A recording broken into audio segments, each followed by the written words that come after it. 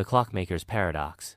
In the quiet town of Larchwood, tucked away between rolling hills and winding roads, lived a clockmaker named Adrian Vale. His shop was small but inviting, filled with the scent of polished wood, brass, and the faint hum of ticking clocks. Over the years, his reputation had spread far beyond the town's borders.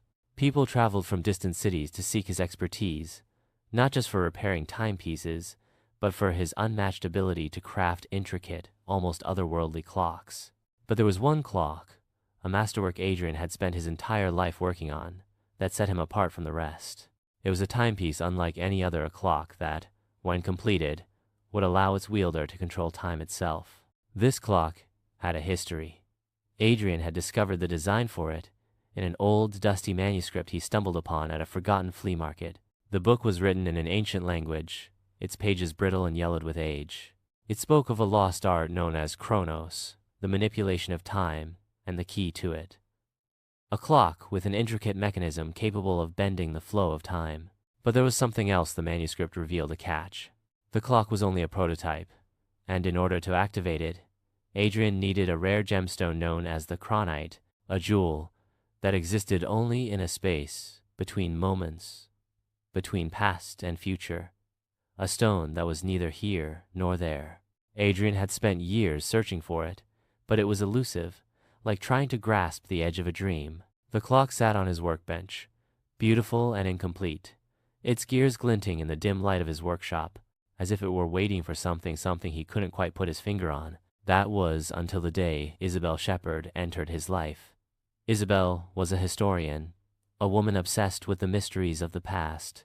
She had spent her career uncovering lost civilizations and forgotten knowledge, and her research had led her to Larchwood.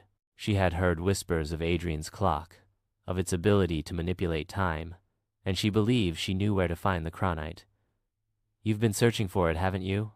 Isabel asked, her voice steady, yet laced with urgency. Adrian looked up from his work, startled. "I don't know what you mean," he stammered, though deep down, he knew she wasn't mistaken. Isabel's gaze pierced him, her eyes a strange mix of determination and sorrow. "The chronite. I can help you find it, but you need to finish the clock.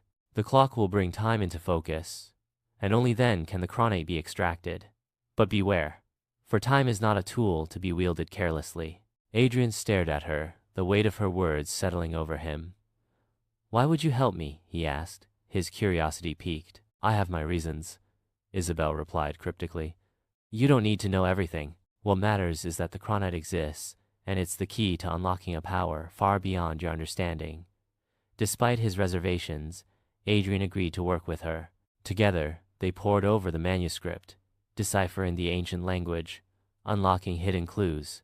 Their partnership, though unconventional, was a blend of Adrian's meticulous craftsmanship and Isabel's deep knowledge of history and time. But even as they worked side by side, Adrian couldn't shake the feeling that something was off about Isabel. There was an unsettling air about her, a sense that she knew more than she let on, a secret buried in the very fabric of time itself. Weeks passed, and their search led them to an abandoned temple deep within an ancient forest, a place long forgotten by time. The temple, hidden from the world, was said to be a nexus where the flow of time itself bent and fractured. They had finally found it. In the heart of the temple was a chamber with an hourglass, a relic that pulsed with energy, its sands flowing backward.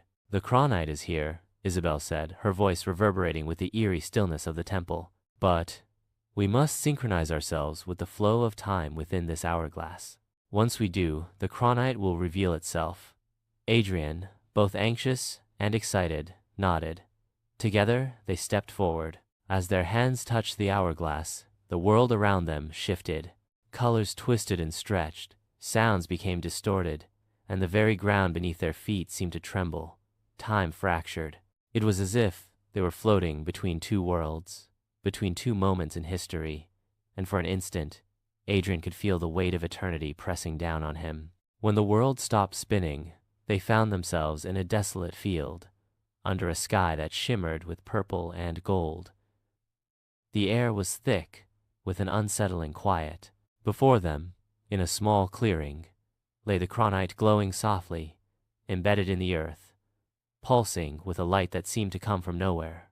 But as Adrian reached down to grasp it, a voice, cold and otherworldly, echoed through the air. "Time is not a toy, Clockmaker." Adrian spun around, his heart racing, but Isabel was gone. In her place stood a figure, cloaked in shadow, its face hidden in the folds of darkness. "You have disturbed the flow of time," the figure intoned, its voice reverberating through the very fabric of reality. "This is not a path for mortals to tread. What you seek cannot be undone." Adrian felt the weight of the chronite in his hand, its power surging through him. He tried to speak, but no words came. Then, as quickly as it had appeared, the figure vanished. And in the blink of an eye, the world began to unravel. When Adrian returned to his workshop, the clock was finished. The chronite had fused with the heart of the timepiece, its glowing light now the very pulse of the clock's mechanism. But as the gears turned, the world began to warp. Adrian felt himself slipping, the edges of reality blurring, as time itself bent to the clock's will. Then, suddenly, he was back in the temple. Isabel was standing before him, but she was different, older, her face marked by lines of age and sorrow. "You did it, didn't you?" she whispered. "You've completed the clock, but you don't understand what you've unleashed." Adrian reached out, but she stepped back, her eyes filled with a haunting knowledge. The chronite was never meant to be controlled. It's not a tool for humans. It's a gate, Adrian. A gate to every possible timeline. And now you've opened it. Time fractured around them once more. Adrian felt himself pulled into 1,000 different versions of himself, each one living a different life in a different timeline. In one, he was a young man, living happily with Isabel in a world untouched by the clock. In another, he was an old man, watching the world crumble as time fell into chaos. And in each timeline, there was always one constant: Isabel. But she was never the same. In some versions, she was his ally. In others, his enemy. Some timelines had her lost forever, while in others, she was the one who had created the clock, trapping him in this web of time. But as he continued to slip through the timelines, Adrian realized something profound. He had always thought of time as a linear force, a path that could be altered. But time was not linear. It was a labyrinth, and every choice, every action, created new paths, new timelines, leading to infinite possibilities. The clock, with all its power, had not fixed time, it had revealed its true nature. Isabel's voice echoed through the fractured timelines. "You wanted to control time, Adrian, but you cannot. Time is beyond us all. It's a river that flows forever, and we are just leaves floating in its current." Adrian finally understood. The clock, the chronite, the power to bend time, it was all an illusion. Time could not be controlled, only experienced. And the more he tried to control it, the more it slipped through his fingers. In that moment, Adrian made a choice. He turned off the clock, letting the gears fall still. Time, for him, would no longer be something to control. It would be something to live with, to cherish in its fleeting moments. When he returned to the present, Isabel was gone. The shop was quiet, the clocks ticking away in the background. But there was no more urgency. Time, as it always had, would continue to pass. Adrian smiled softly. For the first time, he understood what it meant to truly be a part of time, rather than its master.